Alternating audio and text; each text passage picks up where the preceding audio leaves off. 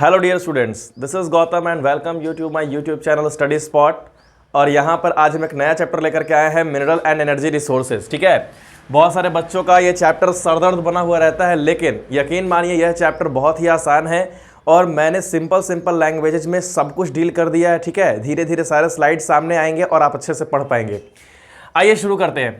What do you mean by minerals? The homogeneous naturally occurring substance normally found in solid, liquid या gaseous state।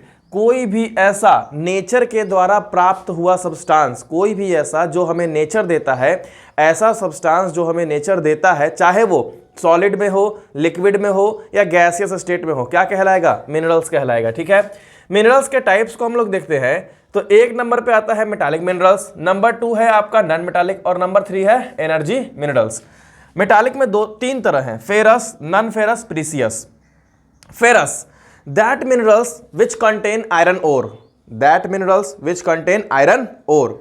Non ferrous, that minerals which do not contain iron ore. Done है, चलिए आगे बढ़ते हैं। Ferrous, iron ore, manganese, nickel, cobalt. Non ferrous, copper, lead, tin, bauxite. Precious metals में gold, silver, platinum, ये सब आएंगे प्रीसियस मेटल में। नॉन मेटालिक क्या होता है? क्या होता है non metallic minerals? The minerals which do not contain any metal, the minerals which do not contain any metal, that is called non metallic minerals. Limestone, marble, granite, salt, इसमें sandstone आ सकता है, marble से सब लिखा हुआ है, ये सब इसमें आ सकते हैं नॉन मेटालिक में।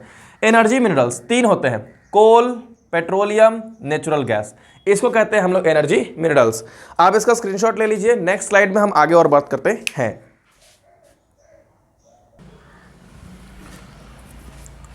Welcome back students. अब हम देखेंगे इसका सिग्निफिकेंस मिनरल्स का।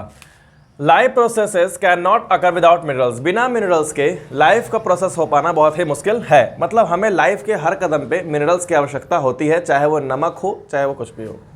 Every mineral has a different process of formation. जितना भी मिनरल्स है बच्चों, सबका अलग अलग प्रोसेस होता है फॉर्मेशन होने का, जिसके कारण क्या होता है कि इसके रंगों में परिवर्तन होता है, इसके टेक्सचर में परिवर्तन हो जाएगा, प्रॉपर्टी इसका अलग होगा, चमक इसकी अलग होगी, मैलोएबिलिटी, मतलब सभी इसका प्रॉपर्टी धीरे धीरे चेंज होना शुरू हो जाएगा। क्यों? क्योंकि सभी का फॉर्मेशन अलग अलग तरह से होता है।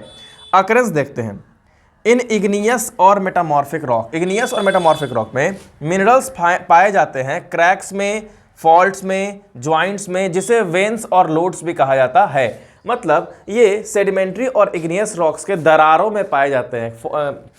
कहाँ है? क्रैक्स एंड क्रिविसेस जो होता है, दरारों में या कह सकते हैं फाटों में यह पाया जाता है।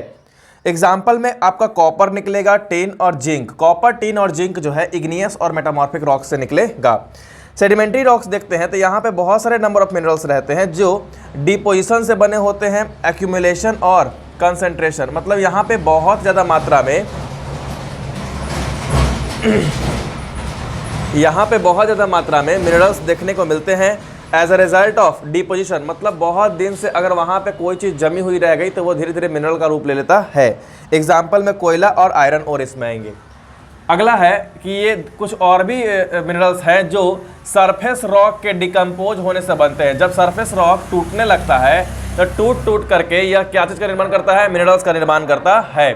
नंबर 4 देखिएगा कि मिनरल्स जो हैं वो अकर होते हैं एलुवियल डिपॉजिट्स में। कहाँ अकर होते हैं? एलुवियल डिपॉजिट्स में, जिसे प्लेसर डिपॉजिट भी कहते हैं। क्या कहते हैं बच्चों? प्लेसर डिपॉजिट भी कहते हैं इसको, जो in the Sands of valley floor, मतलब सतह पे पाए जाते हैं। इसे हम लोग प्लेसर डिपॉजिट भी कहते हैं, प्लेसर डिपॉजिट भी इसे कहते हैं। ठीक है, एग्जांपल में प्रीसियस मेटल आ जाएंगे, गोल्ड, सिल्वर और प्लैटिनम। ओशियन वाटर्स में भी ये कुछ कुछ मिनरल्स पाए जाते हैं, जैसे पेट्रोलियम पाए जाते हैं और ETC पाए जाते हैं। फिर देखते हैं मेजर मिनरल्स में देख लेते हैं। सबसे नंबर 1 पे है आपका आयरन ओर। यहां से पूछने की पूरी गारंटी रहती है। आयरन ओर यह बैकबोन है, किस चीज का है? बैकबोन है इंडस्ट्रियल डेवलपमेंट का, ये बैकबोन है, इंडस्ट्री को आगे ले जाने में यह बहुत आगे है। इसे बेसिक इंडस्ट्री भी कहा जाता है और इसे हैवी इंडस्ट्री भी कहा जाता है, क्योंकि बहुत सारा इंडस्ट्री इस पे डिपेंडेंट होता है। आपको मैं इकोनॉमिक्स में पढ़ाऊंगा इंटरमीडिएट गुड्स और फाइनल गुड्स, वहां पे मैं बताऊंगा सब अच्छे तरह से। बहुत सारा इंडस्ट्री इस आयरन ओर वाले इंडस्ट्री पे डिपेंड रहता है। टाइप्स देखेंगे, पहला है मैग्नेटाइट, हेमेटाइट। बच्चों, डियर स्टूडेंट, आपको दो ही पढ़ना है, एक है मैग्नेटाइट और एक है हेमेटाइट। सीडेराइट, लिमोनाइट आपको नहीं पढ़ना है, लेकिन मैं बता देता हूं कि नंबर 1 पे है magnetite, number 2 hematite, number 3 siderite और number 4 limonite. Best quality of iron और मैग्नेटाइट, उसके बाद हेमेटाइट, उसके बाद सीडेराइट और लिमोनाइट सबसे खराब होता है। आपने कोयला का 4 टाइप्स तो पढ़ा होगा, मैं आगे बताऊंगा क्या क्या होता है, एंथ्रासाइट, बिटुमिनस, लिग्नाइट और पीट। बिल्कुल उसी प्रकार ये भी है। ऑकरेंस कहाँ का, ये आपको याद रखना है, याद कर लेना है बच्चों, इसमें से क्वेश्चन आ जाएगा। ओडिशा झारखंड बेल्ट, दुर्ग बस्तर चंद्रपुर बेल्ट, दुर्ग बस्तर चंद्रपुर बेल्ट छत्तीसगढ़ इलाके में। बेल्लारी चित्रदुर्गा चिकमंगलूर तुमकूर बेल्ट। फिर से मैं पढ़ता हूं, बेल्लारी चित्रदुर्गा चिकमंगलूर, हाँ चिकमंगलूर तुमकूर बेल्ट। चौथा है महाराष्ट्र गोवा बेल्ट। तो ये इंपॉर्टेंट स्लाइड है, आप इसका स्क्रीनशॉट ले लीजिए, फिर हम लोग आगे बढ़ते हैं।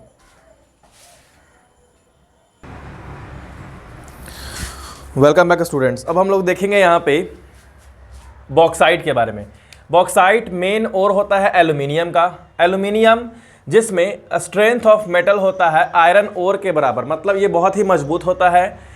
इसकी मजबूती के लिए इसे एरोप्लेन में यूज भी किया जाता है, क्योंकि ये मजबूत होने के साथ साथ लाइट वेट होता है, काफ़ी हल्का होता है। विथ एक्सट्रीम लाइटनेस, काफ़ी हल्का होता है। गुड कंडक्टिविटी, मैल्युएबिलिटी इसकी बहुत अच्छी होती है। किसकी, एल्यूमिनियम की। बॉक्साइट कहाँ फाउंड होता है, बॉक्साइट फाउंड होता है अमरकंटक की पहाड़ियों में, मैकाल की पहाड़ियों में और ओडिशा में भी मेनली प्राप्त होता है। अमरकंटक की पहाड़ी, मैकाल हिल्स, ये सब जगह पाए जाते हैं कौन, बॉक्साइट। आइए देखते हैं कॉपर। कॉपर मैल्युएबल होता है, डक्टाइल होता है, गुड कंडक्टर होता है। कॉपर की बात है, इसका मेनली यूज है केबल्स में, वायर्स में। कहाँ फाउंड होता है बच्चों, हाँ कॉपर का बर्तन भी बनता है, देखे हैं हम, वो क्या बोलते हैं, बर्तन के पीछे जो लगा रहता है कॉपर वाला पेंट नहीं, मतलब कॉपर लगा हुआ रहता है। Mainly found in Balaghat mines in Madhya Pradesh. Madhya Pradesh के बालघाट माइंस में पाया जाता है। Khetri mines in Rajasthan, Singhbhum district of Jharkhand, ये 3 जगहों पे ये खूब पाया जाता है। आइए बात करते हैं नंबर 3 मैंगनीज के बारे में। मैंगनीज उतना इंपॉर्टेंट नहीं है, आपसे उतना नहीं पूछता है, हाँ एमसीक्यू में पूछ देगा तो अलग बात है। ये आपका मैन्युफैक्चरिंग करता है स्टील, एलॉय, ब्लीचिंग पाउडर को काफ़ी ज़्यादा इसको मैन्युफैक्चर करने में हेल्प होता है। इंसेक्टिसाइड्स को हो गया, पेंट को हो गया, ये सब बनाने में किसका मैंगनीज का यूज होता है। नॉन मेटालिक मिनरल्स में माइका, इसको मीका भी बोलते हैं बहुत लोग। माइका को एक्सीलेंट डाई इलेक्ट्रिक स्ट्रेंथ, इसका डाई इलेक्ट्रिक स्ट्रेंथ जो होता है आपने फिजिक्स में पढ़ा होगा, इसका बहुत अच्छा होता है। ये इंसुलेटिंग प्रॉपर्टी बहुत अच्छे से काम करता है। लो पावर लॉस फैक्टर है, इंसुलेटिंग प्रॉपर्टी इसमें बहुत अच्छा है। ये बहुत ही यूजफुल होता है इलेक्ट्रिक एंड इलेक्ट्रॉनिक इंडस्ट्री में। इलेक्ट्रिकल और इलेक्ट्रॉनिक इंडस्ट्री में इसका बहुत ही यूज है। किसका, माइका का। इंसुलेटिंग प्रॉपर्टी के रूप में इसका इस्तेमाल किया जाता है। कोडरमा गया और हजारीबाग बेल्ट, ये इसका मेन फाउंड रीजन है। मतलब कहाँ ये पाया जाता है, कोडरमा नामक जगह पे जो गया के आसपास है, हजारीबाग बेल्ट, इन सब जगहों पे क्या, ये माइका फाउंड होता है। अगला है बच्चों लाइमस्टोन। लाइमस्टोन जो होता है एसोसिएशन के रूप में फाउंड होता है रॉक्स में, ठीक है। कंपोज कैसे होता है, कैल्शियम कार्बोनेट है, मैग्नीशियम कार्बोनेट है, इन सब कार्बोनेट्स में इसका फाउंड होता है। यह बेसिक रॉ मटेरियल है किस चीज का, सीमेंट इंडस्ट्री का। सीमेंट इंडस्ट्री का ये बेसिक रॉ मटेरियल है। लाइमस्टोन चूना पत्थर, घर में देखें कहीं पहले चूना से पेंट हुआ करता था, लोग पहले चूना से ही दीवारों को पोता करते थे, तो इसको क्या बोलते हैं, लाइमस्टोन चूना पत्थर बोलते हैं। और लाइमस्टोन जो है रॉ मटेरियल है किसका, सीमेंट इंडस्ट्री का। आप इस स्लाइड का स्क्रीनशॉट ले लीजिए, फिर हम आगे बढ़ते हैं।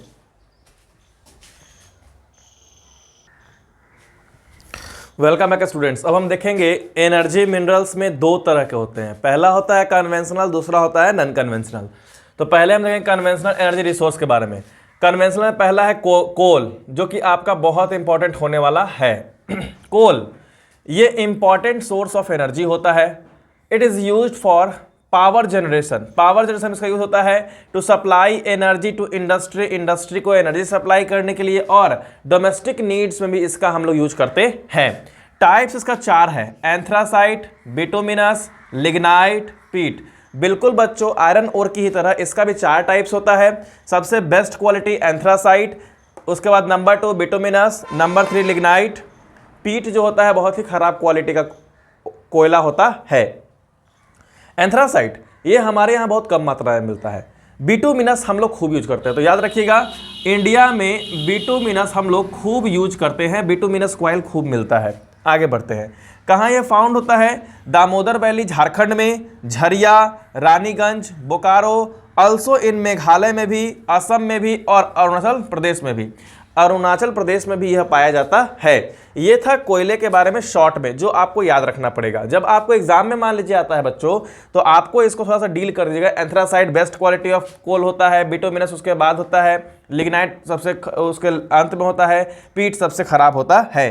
पीट जो है खूब स्मोक करेगा, ये स्मोक नहीं करेगा, ये लेस स्मोक करेगा, ये मीडियम स्मोक करेगा। कार्बन की मात्रा इसमें एकदम नहीं, इसमें 90% है, इसमें आपका कह सकते हैं 80% है, 60 से 70% है, ये अबाउट 40 से 50% है। अब आइए नंबर 2 देखते हैं हम यहाँ पे कन्वेंशनल में पेट्रोलियम। पेट्रोलियम है, it provides fuel for heat, heat के लिए देता है, ये फ्यूल देता है। लाइटिंग के लिए, ल्यूब्रिकेंट, ल्यूब्रिकेंट समझते हैं, लड़के समझ जाते होंगे। मोबिल वगैरह हो गया, जो हम लोग गाड़ी में डालते हैं, ग्रीस वगैरह हो गया, या मशीन में तेल वगैरह हो गया, वो सब क्या कहलाता है? लुब्रिकेंट कहलाता है। It is also called nodal industry for textile and chemical industry. Chemical industry और टेक्सटाइल के लिए यह नोडल इंडस्ट्री के रूप में काम करता है। आइए देखते हैं, petroleum is found in fault traps between porous and non porous rocks. Petroleum जो होता है पाया जाता है पोरस रॉक्स में और नॉन पोरस रॉक्स में पाया जाता है। कौन? पेट्रोलियम ये पाया जाता है। मेनली रीजन कौन सा है? मुंबई हाई है, गुजरात है और असम है। Third one is important, natural gas. यह फाउंड होता है पेट्रोलियम डिपॉजिट के साथ ही ये फाउंड होगा।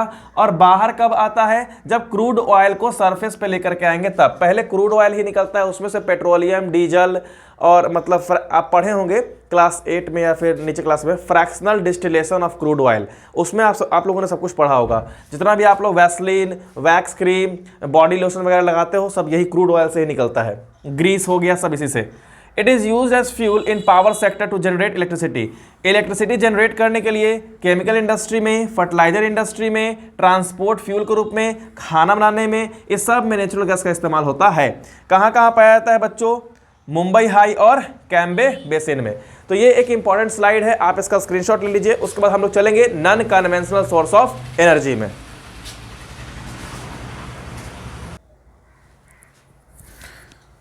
वेलकम है स्टूडेंट्स। अब हम लोग देखेंगे non conventional source of energy.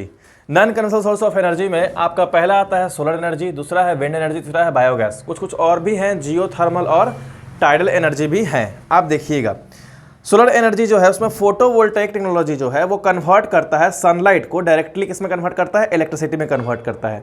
इसका यूज किया है तो it is used for cooking, pumping, heating of water, refrigerator and street lights. Street lights में इसका बहुत ही यूज होता है। किसका? सोलर एनर्जी का। Biggest solar power house in India क्या है? थार डेजर्ट है। लार्जेस्ट सोलर प्लांट कहाँ पे इंडिया का? माधोपुर, जो भुज में है। तो ये था आपका सोलर एनर्जी के बारे में। अब हम देखेंगे विंड एनर्जी के बारे में। विंड एनर्जी, भारत के पास लगभग 20,000 मेगावाट का विंड एनर्जी है। डिस्ट्रीब्यूटर कौन कौन है? तमिलनाडु है, आंध्र प्रदेश है, कर्नाटका है, केरला है, महाराष्ट्र है, लक्षद्वीप है। लार्जेस्ट विंड फार्म क्लस्टर कहाँ पे है? तो ये 150 मेगावाट बिजली तैयार कर सकता है, जो तमिलनाडु में है। और गुजरात बहुत ही अच्छी जगह है विंड एनर्जी के लिए, क्योंकि वहाँ पे काफ़ी अच्छा एरिया है। मतलब वहाँ पे आप विंड एनर्जी सिस्टम आप लगा सकते हैं। कहाँ पे? गुजरात में।